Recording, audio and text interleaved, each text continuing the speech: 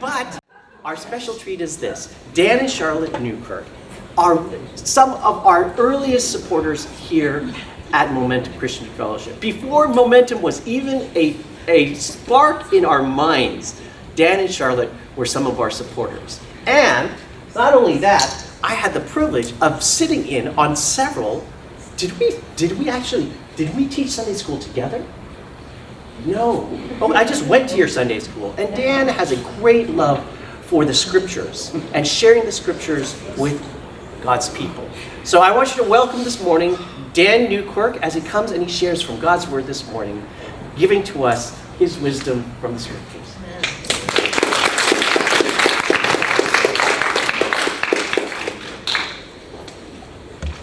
Thanks, Byron. It's changed a lot since my wife and I have last been here. You guys have opened it up, and it just really looks great here. Several years ago, I was given the opportunity to work with what is a very early form of what we would today call artificial intelligence. It started as a chance to work with what was a promising new piece of software. I was able to work with a small group of people, and it was with minimal supervision. And it was just the sort of situation for me that I loved. The goal of the software we were using was to take the knowledge of people that I worked with, we called them subject matter experts, and we would take that knowledge and the skills and the experiences and we would embed that in the software. It was very challenging, but very rewarding as well. To be honest, I had a great time. We were able to actually do what we set out to do, and it provided a great help to the people we worked with. We even personalized it. We didn't call it by the actual software package's name. We called it HAL. Everyone got to know it as HAL. They forgot the original software name. They just knew HAL took care of this for us. HAL did that for someone else. They would come up and even ask, they would say, what can HAL do this for us? And we would work on it and then figure out how to embed it in the software. Or sometimes they'd even come up and say, how come HAL didn't do this? And so then we'd have to troubleshoot and figure out what happened. But today, AI, as we call it for short, has dramatically changed. It's now found everywhere. We find it in cars. We find it in our cell phones. We find it in computers. It's in TVs. And the list just goes on and continues to grow. It's gotten to the point where corporations are rewarded or punished, literally rewarded or punished by whether they implement AI successfully. Some corporations, such as NVIDIA, that have done well, they're rewarded, their stock prices soar. Other companies that we know, like Intel, have struggled with dealing with AI, and their stocks have been punished. AI is just central to businesses these days. You know, in most cases, AI is beneficial to us, but some people choose to use AI in a way that is what we often think of as incorrect or wrong.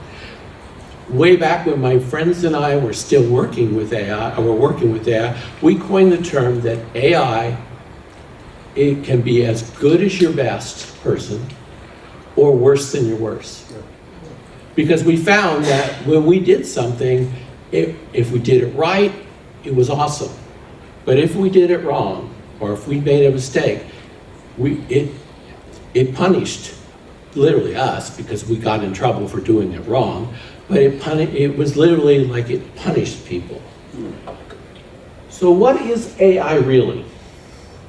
AI or artificial intelligence, is defined as the ability of a digital computer or computer-controlled robot to perform tasks commonly associated with intelligent beings.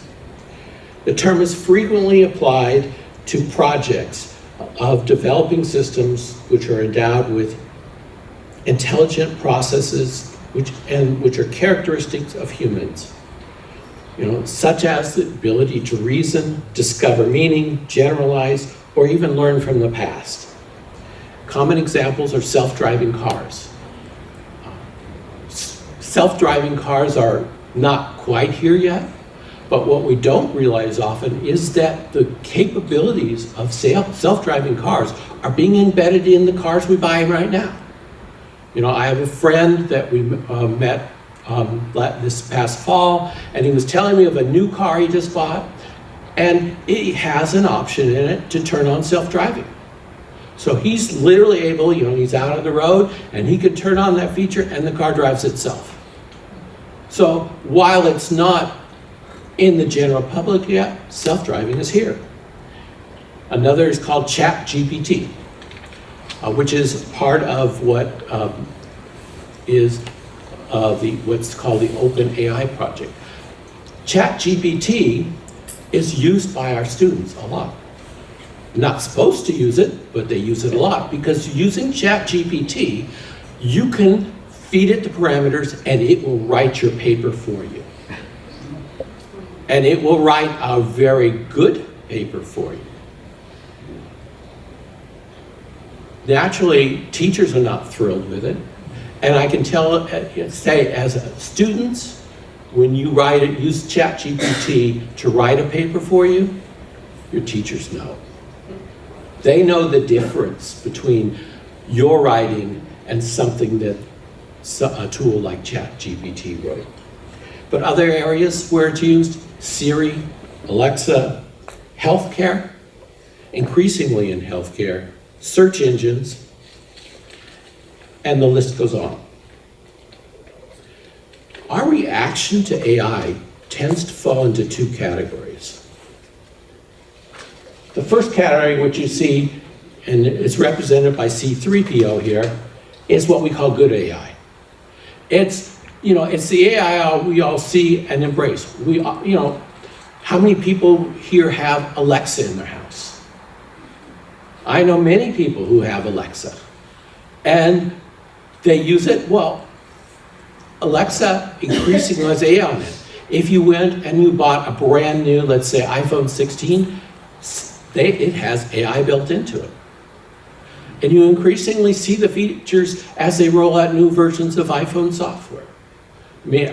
Now when someone calls and leaves a message, do you notice how there's automatic text-to-speech built in? Those things are all AI-related technologies that are coming out. But there's also what we would consider to be bad AI. And we think of the Terminator or robots, evil robots. And frankly, there are some people who seek to abuse AI. And honestly, if we're honest, many of us fear it. Especially if we're older, we tend to fear new technology. But have you ever asked yourself, how is God and God's knowledge different than AI? How is it different from how we think? The difference is, when we come to God, God knows. It's hard for us to fathom it, but God knows. He simply just knows. He doesn't have to acquire any information. He knows. When it comes to us as human beings, how do we know? We acquire knowledge. We acquire knowledge through our senses, through reading, through seeing. We acquire knowledge and it grows over time. We've learned as human beings to write down the knowledge we've acquired. So we have writings, we have books, and now with electronic media, we record what we've learned in electronic media. Artificial intelligence is a derivative of our intelligence. Artificial intelligence also requires information to be able to process, and it gets its information from electronic media and increasingly sensors. You know, newer cars have sensors built into them.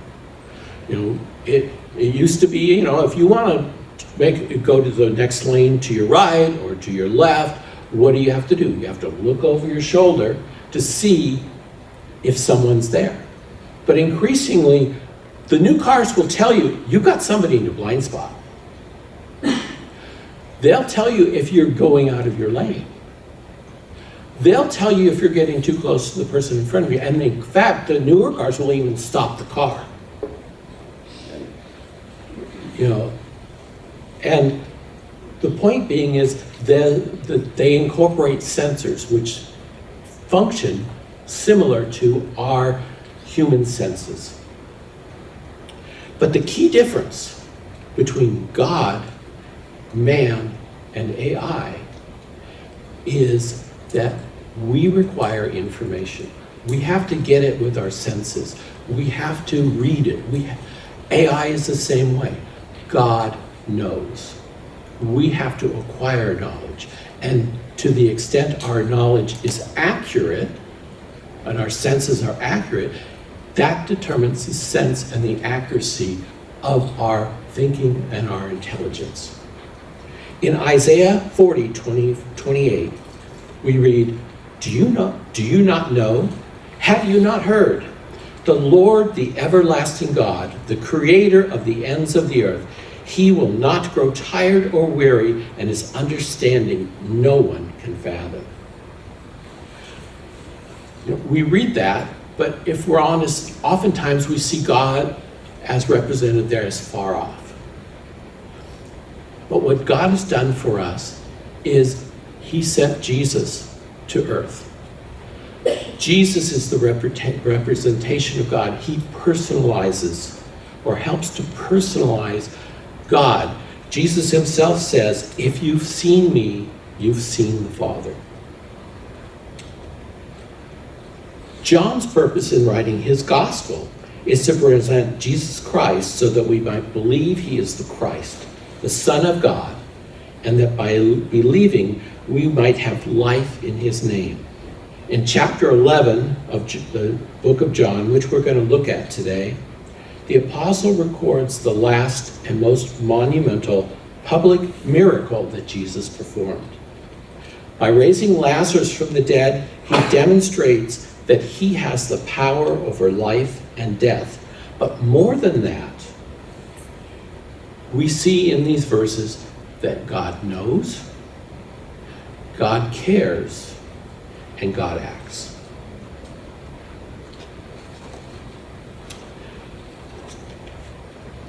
John chapter 11 is a very long chapter. We're not going to go through every verse. We're going to highlight certain verses and talk through the chapters, so to speak. But we can divide John chapter 11 into 4 sections or scenes. So the first scene we have is the death of Lazarus. And to give a little background, at the end of the previous chapter, chapter 10,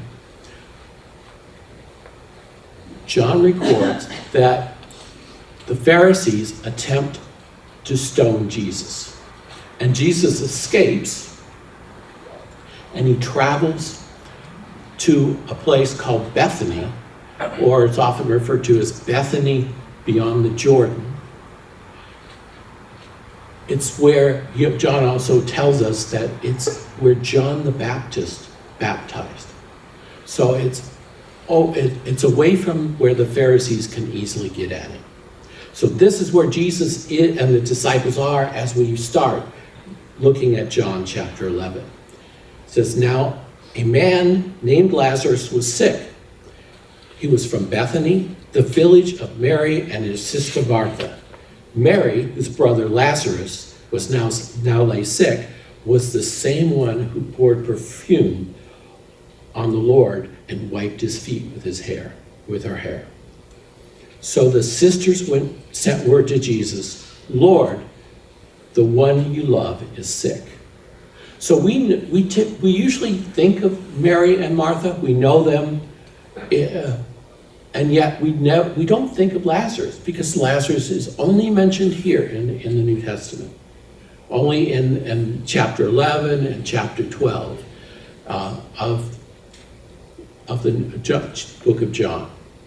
And so we're introduced to Lazarus as the brother of Mary and Martha. And John's assumption too is everyone knows Mary and Martha. They don't necessarily know Lazarus.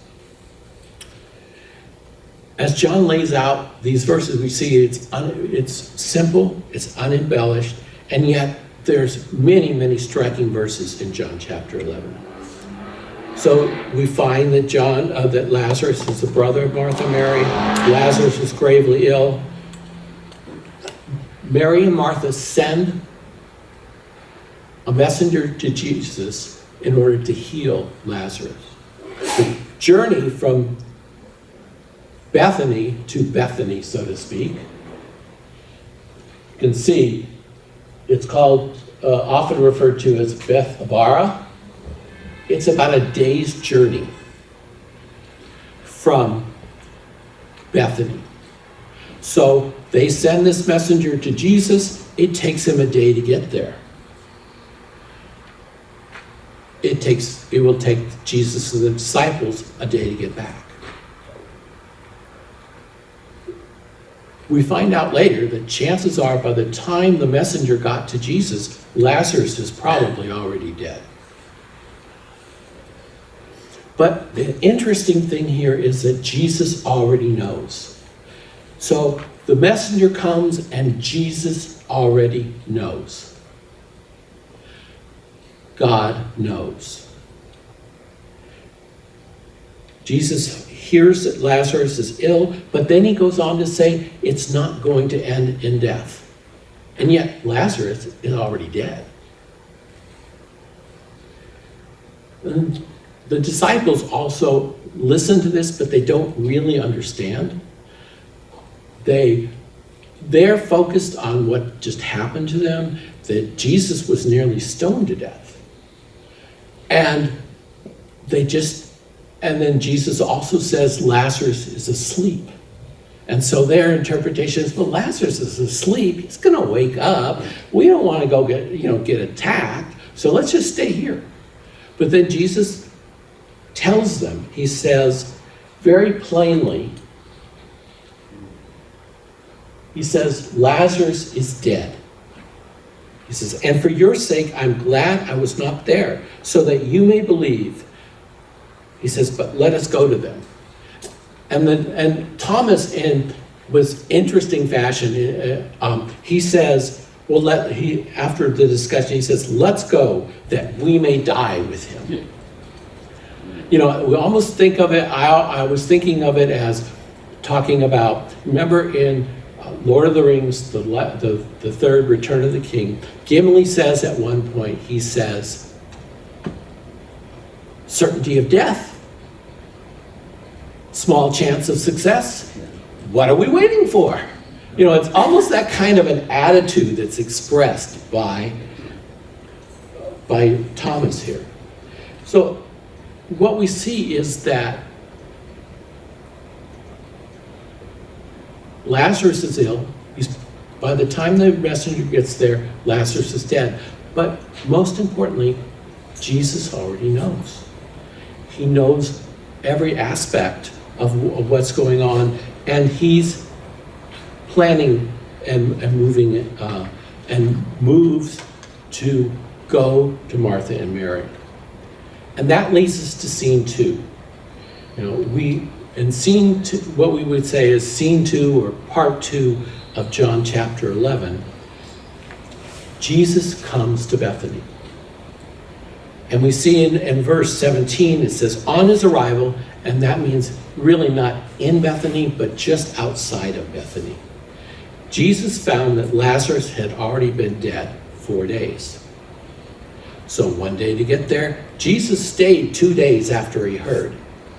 And then it takes him a day to get there. So Lazarus has been dead for 4 days.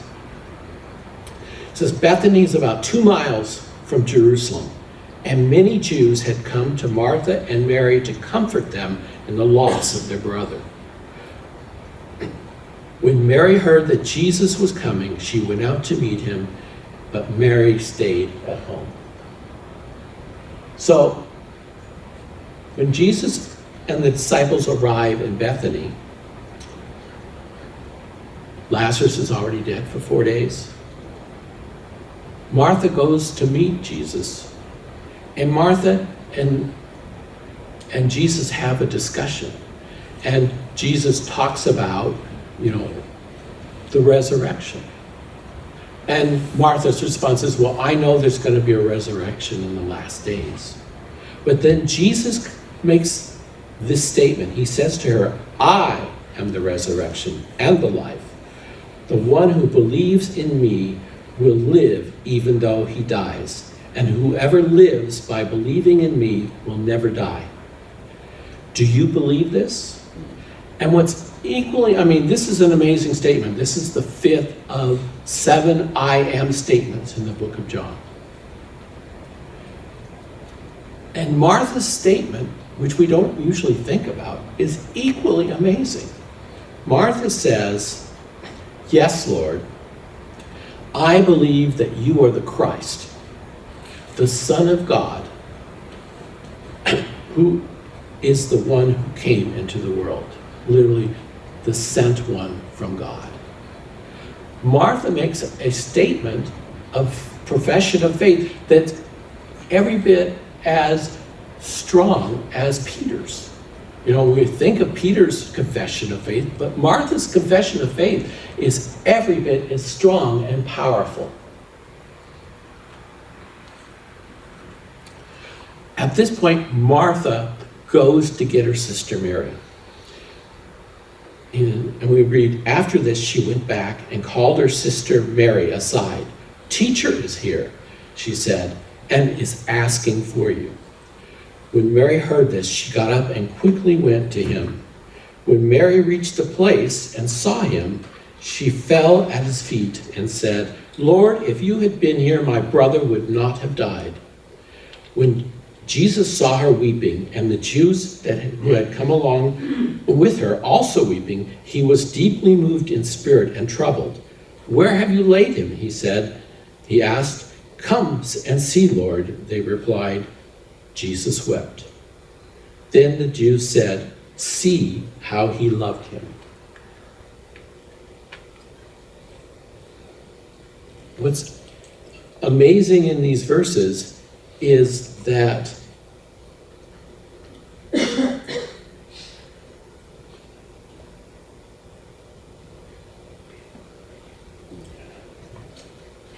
me a second here.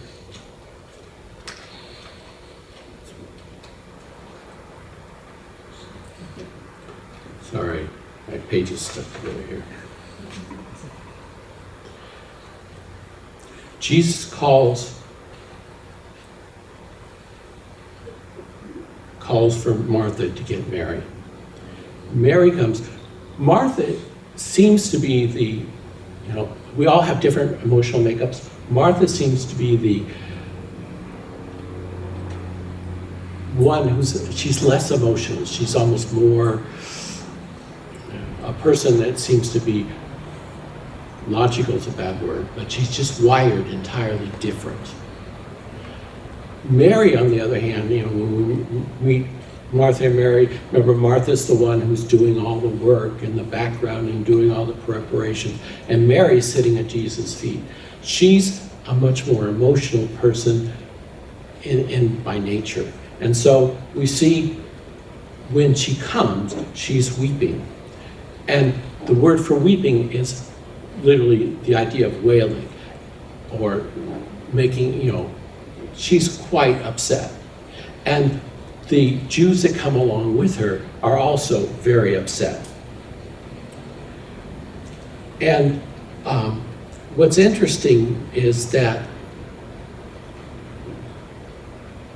you see all the words here, and we read the passages, but what is truly amazing when you think about it is that everyone recognizes that Jesus cares and cared for Lazarus. The words here are actually interesting. There's a lot of controversy over some of the words, because where it says he, meaning Jesus, was deeply moved in spirit and troubled, when we look at the words, deeply moved literally means snort like a horse. But it's the thought that, or the intent is that it's just anger, outrage, and emotional indignation. Jesus is upset. And then troubled, which is also mentioned in the context, it means a strong emotion, sometimes considered to be fear or terror. The word for troubled is the same word used of Herod when the Magi come to him and say, "Oh, we've heard about this, and we've come to see this king that was born, the King of the Jews." I mean, Herod's terrified. But what's hard for us is that John doesn't really explain what he means by that. He tells us Jesus is troubled. He tells us Jesus is upset. And a lot of scholars have tried to figure it out, but John doesn't really tell us. What he does say is that the Jews who were with Jesus knew he loved Lazarus.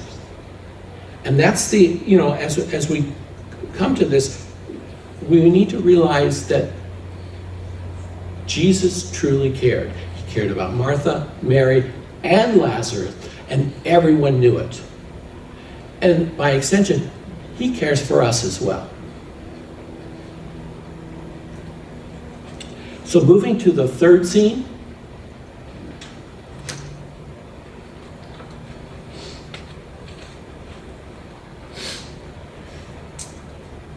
Jesus goes to the tomb. So Jesus, once more deeply moved, came to the tomb. It was a cave with a stone laid across the entrance. "Take away the stone," he said. "But Lord," said Martha, the sister of the dead man, "by this time there's a bad odor." Martha says, "He's gonna stink. It stinks."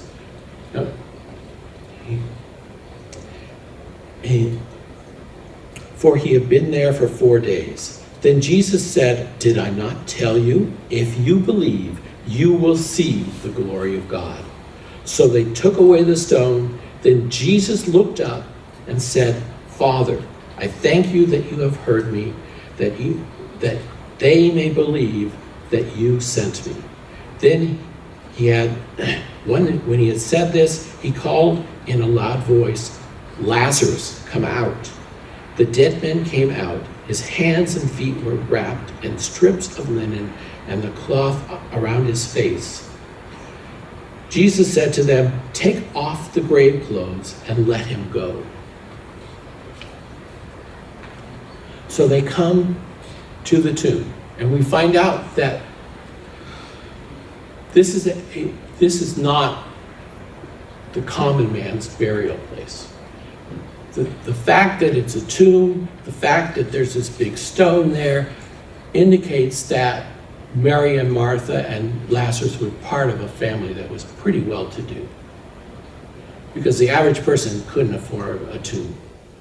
And the tomb was literally, just as described by John, it was a cave that someone had gone in, they'd leveled the floor in the cave, and then they had cut shelves into the walls. And the Jews didn't embalm. Today we preserve the bodies. They did not do any preservation of the body. There was no embalming. They simply wrapped the body, they wrapped spices in with the wrappings, and they put a shroud on it, and then because they had to, they buried the body as quickly as they could. We don't realize how quickly the human body, once someone dies, deteriorates. You know, as I was working through this, I read through the process of what happens in the first 3 to 4 days. It's gruesome, okay? It just, literally, the body deteriorates very rapidly. And, you know, part of the reason Jesus waited 4 days was so that everybody knew that Lazarus was truly dead. So Jesus tells them to roll away the stone, and realize it's a big stone, because you don't want somebody getting into your grave, or where your relatives are buried. You don't want them getting in there and grave robbers again. So it's a big stone, it's a heavy stone. It probably took some time to just roll away that stone. But then Jesus, once he's there, he prays, he thanks God, and then with a loud command, he literally says, Lazarus, here, outside. It's almost like he says, get outside now. And Lazarus, he's still wrapped in bandage, must have kind of stumbled out. Because how can you walk with all these bandages, you know? And then Jesus says, take the bandages off him. And then they just, like, the lights go out, the curtain goes down. Jesus raises Lazarus from the dead. And the timing of it is that everybody knows that Lazarus was dead and Jesus raised him. And not only was it in front of Martha and Mary and the disciples, but there was a crowd of Jews. Many had come, as we read earlier in John, many had come from Jerusalem. So that this became very well known very quickly. So briefly, the last scene, scene 4, we see the response. And we see that there's on the surface, three reactions. Many believed, which John records. Some, he says, were perplexed. But what's interesting, he says they're perplexed, but then where do they go? They go running to the Pharisees. So, I mean, it's like, if you're perplexed and you really want to know, that's not the group to go to. And then John records that the Pharisees, naturally being alarmed, they meet with the Sadducees, because the Pharisees, while they were the more recognized group that people would go to, because they were they were very strict on the scriptures, they had no real power. It was the Sadducees who had the real power for the Jewish people at that point in time. And the Sadducees, the high priest at that time would have come from the Sadducees, and actually by that time it wasn't that position had gotten so political that they were bought. So they would buy that position, or it would be passed from one family member to the next. It had become extremely political. So that they get the Sanhedrin together, and they hatch this elaborate plot. Jesus has raised Lazarus from the dead. I mean, what more could you ask for? What more proof? And what's their reaction? Let's hatch a plot. Let's make sure we get Jesus and we kill him this time. So we have this incredible miracle. We have this we clearly see in the passage, God knows, he cares, and he acts. He raised Lazarus from the dead. So what kind of conclusions can we draw? Well, this one is kind of superficial. Going back to what we originally talked about, many things in life scare us. Frankly, as we get older, technology scares us frequently. It just does. But we need to take that step back When we think about God, we think about Jesus, we think about salvation, God gave us this earth. All the way back in Genesis, God gave us the earth. It's a gift. We're stewards of the earth, which means that everything on the earth, everything we discover, is part of that gift. That means technology is a gift of God. Technology in and of itself is neither good nor bad. It's what we do with it. So many things in life, it's not, in and of itself, it may not be bad or it may not be good, but it's what we do with it. And it's how we apply those gifts that determines if they're good or evil. And we also need to remember that even when bad things happen, and we see it throughout the Bible, God is able to use them for good. But we struggle with technology. As we get older, we struggle. I think of one time I went over to my parents' house when my dad was still alive, and I said, "Dad, I'm going to upgrade the computer." And my dad's reaction was classic.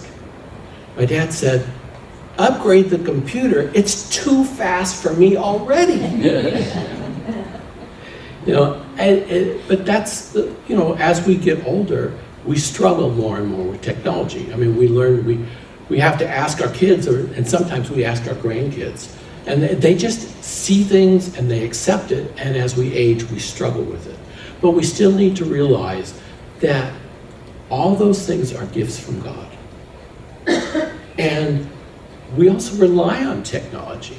We don't even think about all the stuff we rely on. I mean, just think, what would happen if the electricity went out, the entire grid went down in Los Angeles area, the basin of Los Angeles? What would happen if it went down and stayed down, let's say, for a week?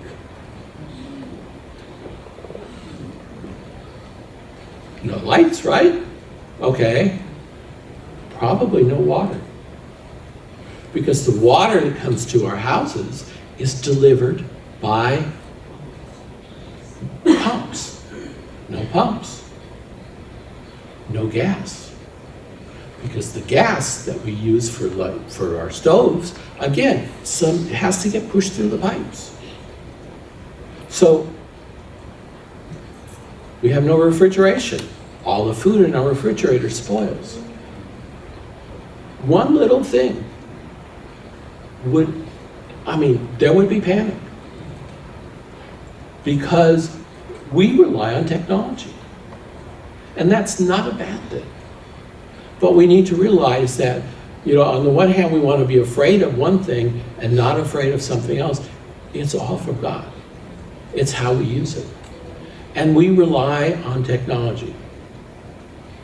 And we always have.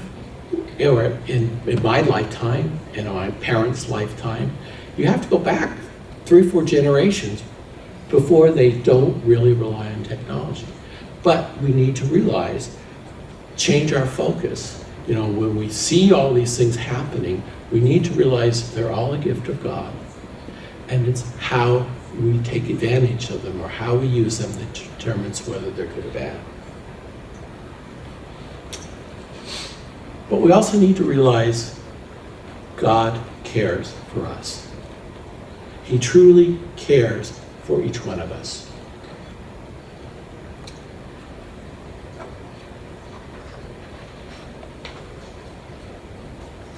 God knows our life circumstances.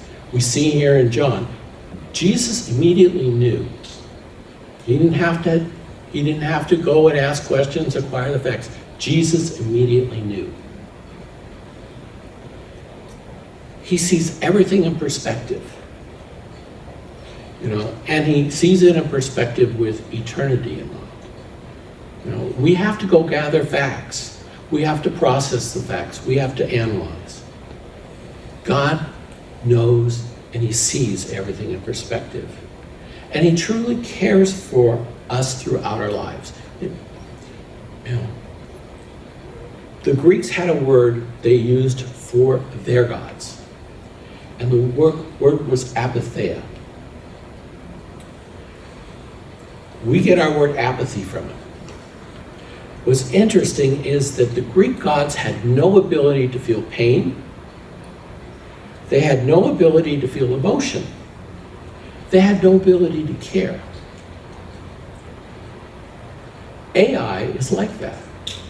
At the end of the day, it's a computer program. It has no ability to care. I mean, someone can try to program that in, but it's a program at the end of the day. God cares. Our God truly cares for us. This is in raising Lazarus from the dead, Jesus demonstrated that he had the power over life and death. He demonstrated it first, and then he went and died on the cross for each one of us.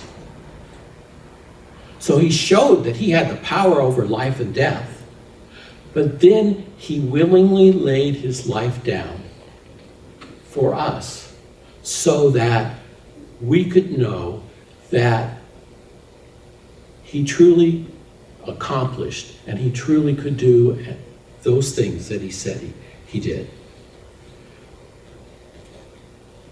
That willingness to die on the cross paid the price for our sin, past, present, and future. It paid for all sin for all time. And it allows us to come into a relationship with him and to continue a relationship with him. But sometimes we need to take that a step farther. We're in a time where we want to say Thanksgiving. Next week we'll be heading into Christmas. And it's a time where we learn to be thankful. It's a time of frequently with our families. It's a time where we celebrate the goodness of God. But it's also a very lonely time for people. They've lost their loved ones. Different tragedies occur, separation of families. It's a very lonely time. And it's an opportunity for us as believers to show the same kindness to others and to reach out to others the same way God has reached out to us. And really, as we move into that season, as we celebrate Thanksgiving and remember all the things we're thankful for, let's also keep an eye out for those who are struggling. Because frankly, a lot of people really do struggle during this time of year because they've lost so much. So let's close in prayer.